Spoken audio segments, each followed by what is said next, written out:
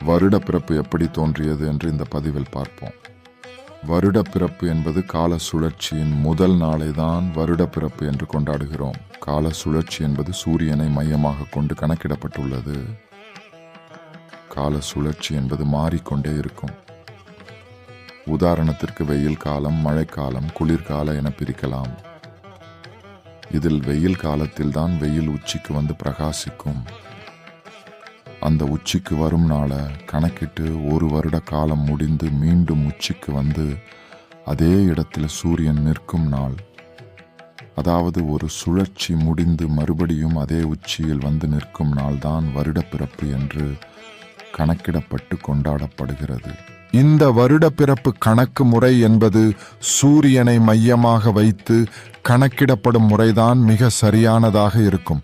நட்சத்திரத்தை பார்த்து, நிலவை பார்த்து, ஆற்றில் நீர் வருகையை பார்த்து எல்லாம் வருடப்பிறப்பை கணக்கிட்டிருக்கிறார்கள். சூரியனை மையமாக வைத்து வருடப்பிறப்பை கணக்கிட்டவர்கள்தான் பண்டைய தமிழர்கள்.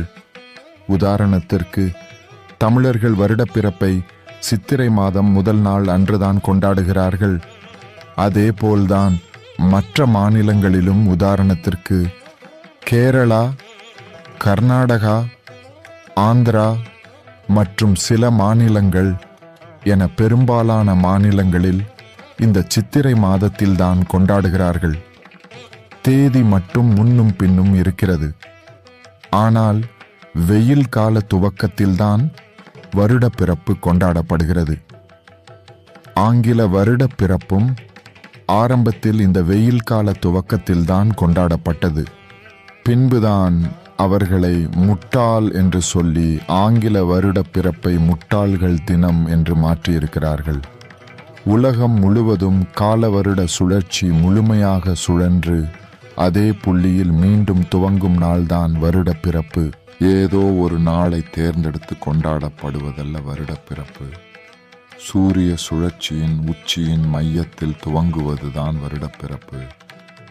உலகத்திற்கே வருடப்பிறப்பை கற்றுத்தந்தவர்கள்தான் தமிழர்கள். ஆனால் தற்போது வருடப்பிறப்பான சித்திரை முதல் நாளையும் மாற்ற முயற்சிக்கிறார்கள். எம் மக்களே, சிந்தியுங்கள்.